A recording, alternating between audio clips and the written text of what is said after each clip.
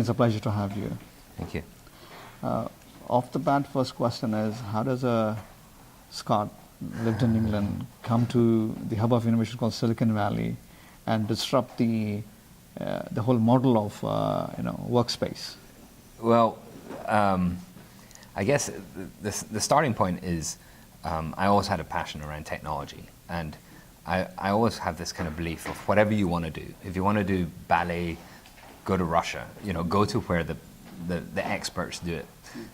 If you want to do motor racing or whatever, go and hang out with the experts. And so, because my passion was technology, I always had this kind of yearning to come to Silicon Valley. This is where the best of the best sort of hang out.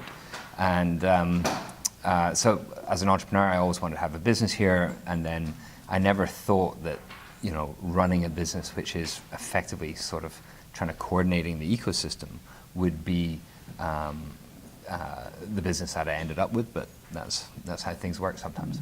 So from the outside, when I look at the business model, it's not much different.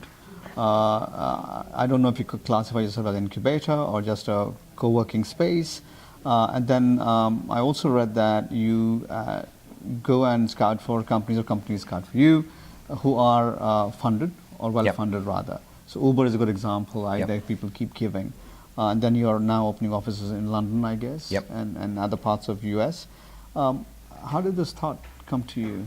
So the space part is really important, because when we looked at the market, there was sort of ideation happening with hackathons and these sort of things. And then there was incubators like Y Combinator and some fantastic incubators who I really saw them as turning the idea into the business and helping those companies get their first product market fit, their first customers.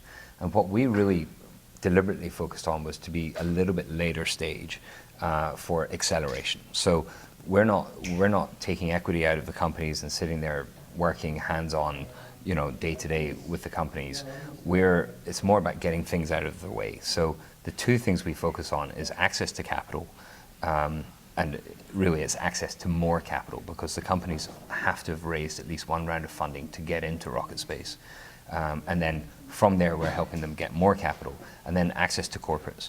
And the reason on the corporates is I just think there's a really good symbiotic relationship between innovative startups and corporates who have scale. And the way technology companies are going, speed to market is becoming so important.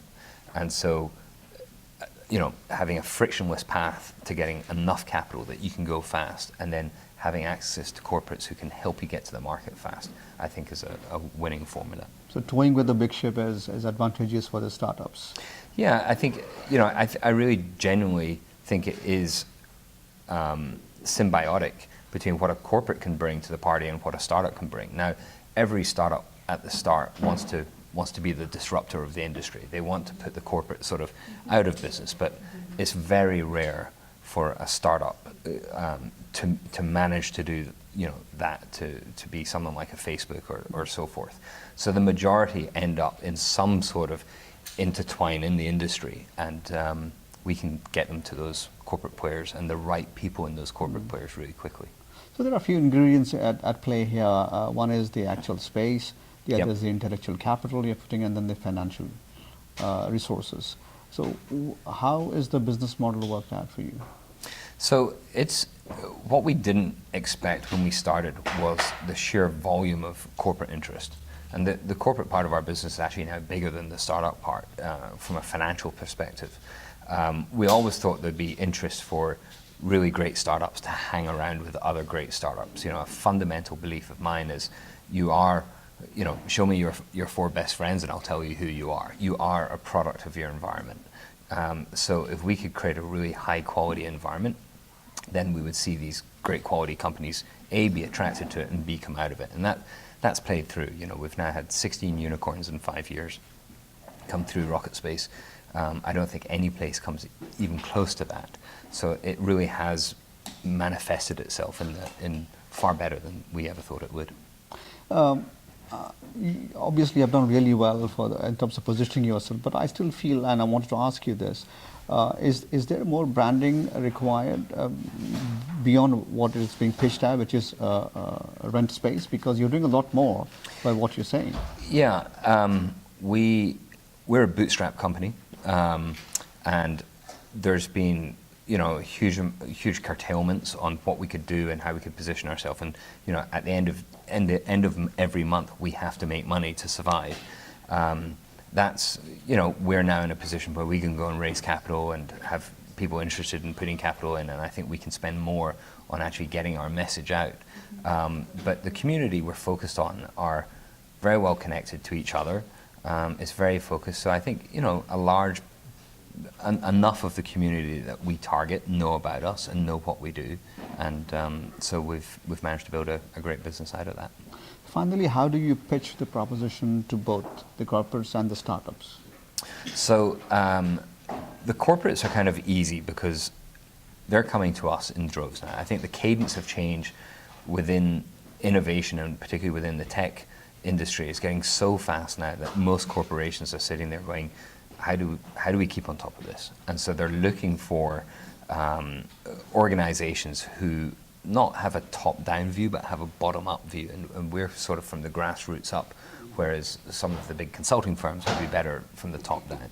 So the corporate, the kind of pitch to them is we can act as your startup sonar. We can tell you what's happening out there, and but we're serious with them that we'll do that. But what we really are excited about is them partnering up or investing in or acquiring startups to help take that innovation to market.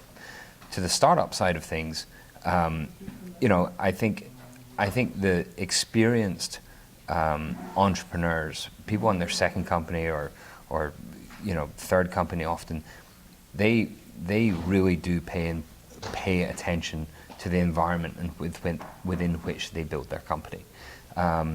It was incredible. At one point, I think we had Spotify, Uber, Domo, 4 companies all sitting on the same floor, and all 4 of those companies became unicorns. Now, they've all got great founders, they all have great businesses, but the energy they had, and I think just hanging out with other people who are dreaming big and thinking big and talking about doing things at such a different scale is really infectious. And it's I get it even with my business. I go and go get invited to events or invited to hang out with VCs, and they just talk at a different level, and it gives you energy. It comes back, and it definitely changes the way you think about your business. What are the next plans? So next plans for us is to start rolling out RocketSpaces around the world. We've taken realistically the first 5 years to build a brand, to work out the model, to put a lot of things on paper, and now London will be the first campus where we have physically built it from the ground up in the way we want it, and it's going to be amazing, and so that's going to be exciting. We now have the capital to put into the programs that we want to run. So the next 5 years is about growth, expansion, looking at new countries, new cities in America, Europe, obviously through London, but obviously also looking at India, China, and other places. All right, wishing you all the best. Thank you, Duncan. Appreciate it. Very nice.